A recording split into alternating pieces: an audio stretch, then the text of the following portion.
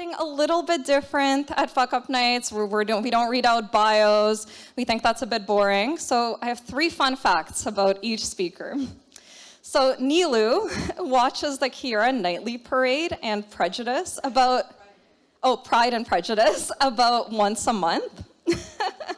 She was in the top 7% of Ed Sheeran's fans on Spotify last year.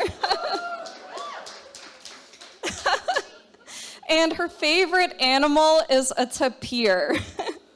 I'm not sure what that looks like, but yeah, let's all Google that right now. But Niloo, come on up and let's hear your fuck up. All right, okay, hey everyone, I'm Niloo, and this is me the last time I was here. I just started my company when I was talking to you guys, and I was talking about failure back then, but I really didn't have any idea what failure was.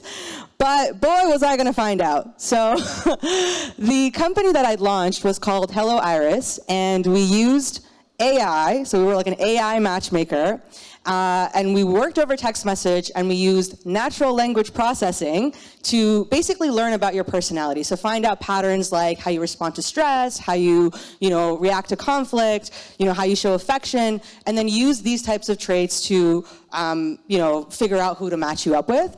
And I use air quotes when I talk about the tech because we really, really Theranosed like all of the tech. So like the only real piece of technology we had was this thing. This rinky-ass text box that was basically like, had a dictionary in the back end that mapped keywords to personality types, and you just put things in the text box, and it basically showed stuff like that. And the crazy thing about this is I didn't even like make this for the company. I just made this for myself as a hobby because I was really into like personality science and relationships. So I actually used this thing for dating. So like whenever I would meet a guy, I would like take whatever text he sent me and I would like put it into this thing and I would like learn secrets about him, right? So like that was kind of what I was doing. But the thing is that I really believed, and I still do believe, that if people truly understood each other and themselves, that there would be no problems in the world. But I never really like thought of myself as an entrepreneur or a founder. Like the idea of starting a business, or honestly even like having a conversation about business, was something that I had like zero interest in, which, in hindsight, it's like if you don't have any interest or affinity for business, like maybe you shouldn't start one, right? But for me, like it didn't even really feel like I was deciding to start this business. It felt like it was kind of happening on its own. Oh, no, okay. Sorry, sneak peek there. Okay, so a random talent that I have is that I can actually read tarot cards. And this is something that I picked up throughout my many existential crises while I was actually running this company. And this card here is the 8 of Wands. And when you pull this card, it means hold on to your seatbelt because a whole lot of shit is about to go down. So, and that's exactly what it felt like when this company was coming about. It felt like it was just happening on its own. Like, all I was doing is I had this text box that I was playing around with as a hobby. I had like zero ambition for it. And I just told this girl that I was working with about it. And she was really excited. She was into it. She told another one of our coworkers, who then was just like pitching it to other people at tech events. And then he like came back to me and he was like, there's this woman, you have to meet her. Like, she's really interested in what you're doing. And so I met with that woman, and that woman turned out to be this lady right here, Nina, who became my co-founder. So literally within 3 months, I'd gone from, just tinkering with this like random text box to working full-time on this company with a co-founder that like I would argue is like my literal soulmate. And we'd also apply to Techstars AI, because why not? Like, all we have is a text box, like there's a hello world level text box, and I know nothing about AI. So like, what could go wrong, right? But it really felt like the way that it was all coming together, like there were some like cosmic forces at play, and like it was like meant to be, and it was like our destiny, and there was like no way that we're gonna fail. And I remember before our interview for Techstars, like I was really nervous, and Nina literally like looked at me and she was like, Niloo, we are going to get into Techstars. It's science. And she was right. because we did get into Techstars. That's us right there. Somehow, you know. And the moment when this picture was taken, Nina and I were like so high on our own hype. Like we thought we were these like young, hotshot, like female founders. We look hot. We have this like really awesome idea, you know, and we got into Techstars like 3 months after starting our company when everybody else takes like 2 to 3 years to join, right? And so for us, it was like, okay, we've made it, we've arrived, we've done the hard thing, and now we're on the unicorn path, you know? And it really felt like, you know, the fact that Techstars like chose us, that they selected us, it was this like guarantee or like this like objective validation that like we were onto something really special and that we're really gonna succeed. And then Mentor Madness happened. So for those of you guys who don't know, Mentor Madness is this time during Techstars where you basically meet 80 different mentors in the span of 1 month. And the purpose of Mentor Madness is to make founders experience hell. So, so you basically have everybody in the city who's doing anything remotely close to tech. So for us, that's like Montreal, which was, you know, everybody was working in deep tech, biotech, academia, so you know, like super relevant to dating apps. And you would meet with these mentors and you'd pitch your company to them, and they would try to find as many holes and poke as many holes into your pitch as possible and into your company. And so for a month, every single day, we would like shuffle off to the Techstars office and she remembers, she's like, we would shuffle off to the Techstars office for these meetings, and the Techstars office was in this really old building in Montreal that I'm pretty sure like was an insane asylum in the 1950s, or like it should have been, because that's exactly what it looked like. It had these like wooden floors and like empty rooms with like blank white walls and stairs that looked like this. So, you know, our life during this time was basically like Groundhog Day, if the plot of Groundhog Day was that you just walked up and down these stairs and got the shit kicked out of you. So, and, you know, it wasn't just that the feedback they were giving us was harsh. The real problem was that these people didn't really know each other, and they came from like super different backgrounds. So a lot of times they were giving us like super contradictory feedback. And so I remember we'd be like coming out of one meeting room, like basically beaten to a pulp. And as we're like walking to the other meeting room, we're trying to like update our pitch and like incorporate the feedback we'd gotten. And then we'd go into the next meeting just to get shit on for exactly everything the last person told us we should do. And so it was just a really confusing time, and it was really hard to kind of figure out what decision to make and how to move forward. And so about 2 weeks into Mentor Madness, like halfway through, we were totally lost. And it felt kind of like this quote. I don't know how many people know this quote, like by William Yates, I think. And it says, "Things fall apart, the center cannot hold." And that's literally what, I mean, it sounds dramatic, but that's literally what it felt like. It felt like we'd lost our center and we couldn't really hold the company together anymore. We'd lost all sense of, you know, what our company was, why we were doing it, and how to move forward. And the problem was, because we were getting all this feedback like so back to back, we didn't even have any time to like recuperate or to like regroup or to incorporate the feedback into like our own ideas. And the only thing the mentors really agreed on was that dating was like the worst problem in the world we could possibly be solving. So they said investors hate dating apps because apparently Match.com buys them all for like $1 million. And even as like a business model, it kind of sucks, because if you do a really good job, people match with each other and then they leave your platform. So you end up losing customers. So, you know, they really pushed us. They were really, really pushing us to use our AI-based personality model for like solving a different kind of problem. And about halfway through Techstars, Nina and I gave in. We caved. And we got rid of the dating, and we said, okay, we're just gonna focus on the psychometric testing. And this is Nina's face at exactly the moment she realized we fucked up and that was a mistake. So we're about like 2 weeks from demo day here, and we're trying to write our pitch when we have no idea what our company is, who our customers are, or what our product is. So it was a fun experience.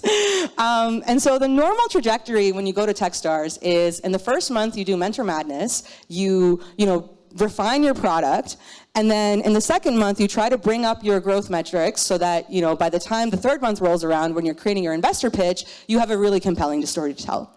For us, the Techstars trajectory was come in with an idea, have 80 people rip it to shreds, along with any morsel of self-confidence you ever had, flounder about for a month trying to figure out what growth metric to use when you don't know what your company does, and then really pull a pitch out of thin air based on absolutely nothing. So what we learned the hard way is that we should not have done Techstars. Techstars and all other kinds of accelerators are really designed to help you grow your product once you figured out what it is. Because we were coming in so early stage, and we were just at this level where we just had an idea, we got really caught up in the storm of everybody else's opinion. And it also felt really irrelevant to us to be trying to grow along any kind of metric, when what we really should have been doing is experimenting and running different kinds of experiments to find product market fit. So we kind of had this moment other people choose not to go to Techstars until 2 to 3 years in because going earlier is a mistake, But, at the time when we got in, we were so kind of high on our own hype, and we were so enamored with this idea of success that we didn't really think about whether or not what Techstars actually offered was helpful to us. We just did it because it was this big, shiny, impressive thing, and that it would validate us, right? And so when we were at Techstars, our managing director showed us this image. And he said, as a founder, you kind of have to choose one of these two paths. He said, if you go the venture-backed route, your life is going to be like a battleship, at storm, what am I trying to say? At sea during the storm, thank you. At sea during the storm. And so that means that it's going to be really stressful, it's going to be super chaotic, and you're always going to be fighting to survive. But if you choose a lifestyle business, your life is going to be like living in the Shire. So you're going to be frolicking around, it's going to be slow, it's going to be idyllic, you're going to have lots of time to smell the flowers. And after Nina and I left Techstars, we did a lot more pivots with Hello Iris. We tried to launch a meditation app based on the personality profiling we had. We tried to raise money. We tried to bootstrap. We got rid of all our tech, and then we tried to just run communities to help people connect. We tried to create content. But the thing we were really trying to do under the surface was try to admit to ourselves and to each other that maybe what we really wanted was to live in the Shire. When everything about who we were and our sense of self was always geared around choosing the battleship. Because the battleship is better, because the battleship is harder, and because you're not really worth anything unless you're doing the hardest things. Failure is hard, guys. Don't do it. What am I? Oh, no, sorry. What am I trying to say here? It's a live example of me failing and forgetting what I'm going to say.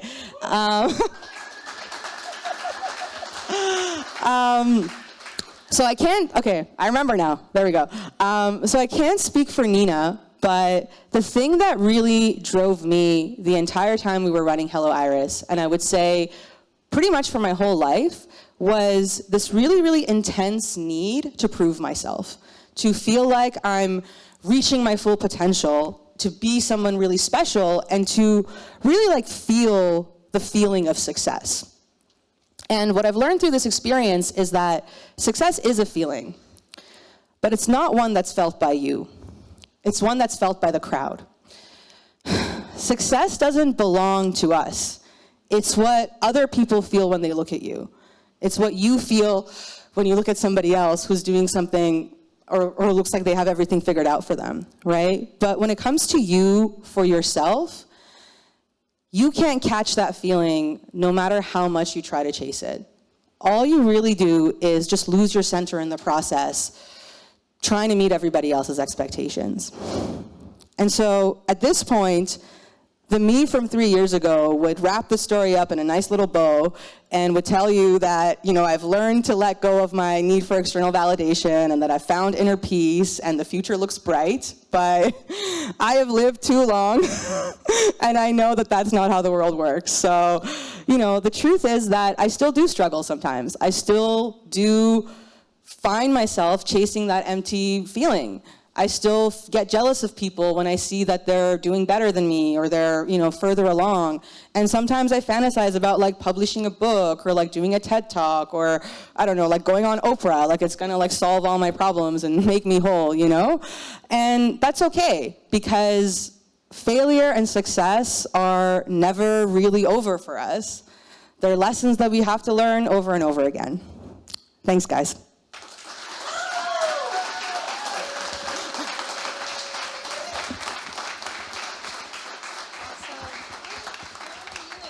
Sure.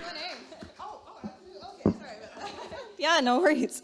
So we do have an opportunity for some Q&A, so we can't let Niloo escape just yet. So yeah, just a quick reminder for the questions. We want to get through as many as possible. We have about 5 minutes or so. So please, for the question itself, keep it brief, and that way we can kind of try to get through as many as possible. So if you have a question, please raise your hand, and we have a mic runner that's going to come to you. Okay. Yeah, okay, great. Thank you for sharing that story. I just want to know, what are you up to now? Oh, yeah, sure.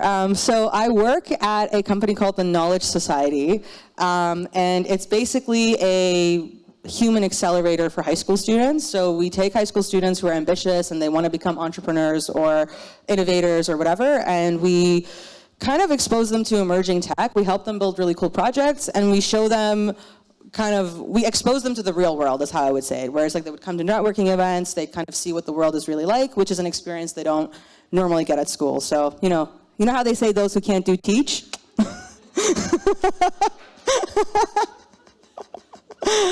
Cool, thank you. Yeah? Oh, I guess the mic has to come to you. It's fine. Thank you. Just to reiterate, thank you a lot for the presentation. It was really engaging, Okay. very human. Yes.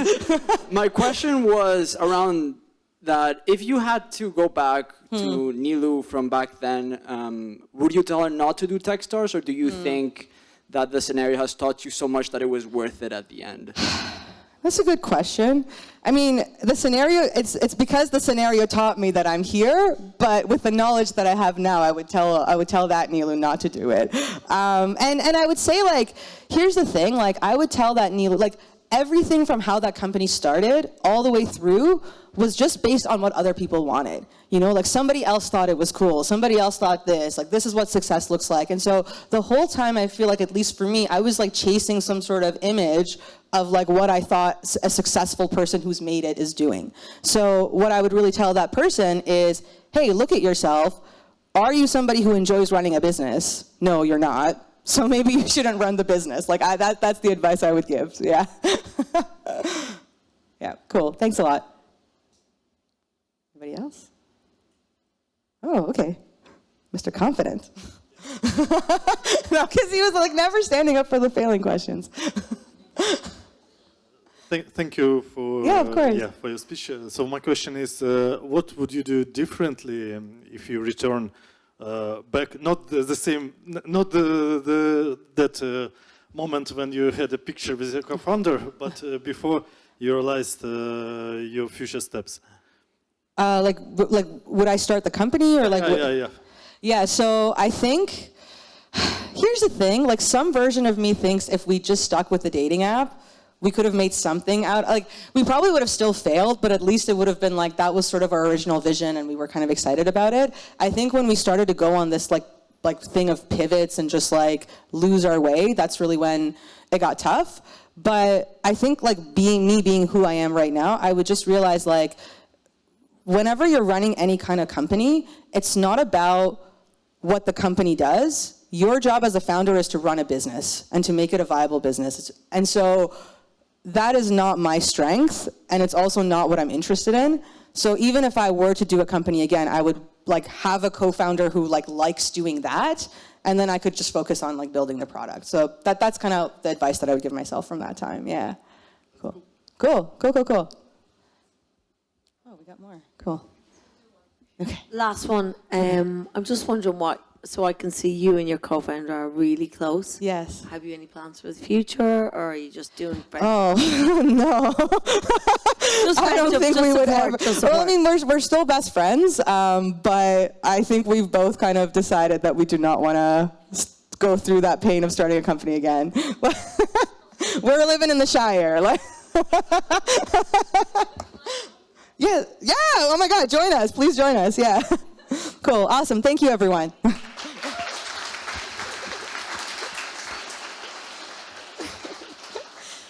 That was awesome. I have a feeling you guys might do something again. And the stage is always yours if you do fuck up again. Awesome. Thanks, everybody. Great questions as well. Love to hear the questions.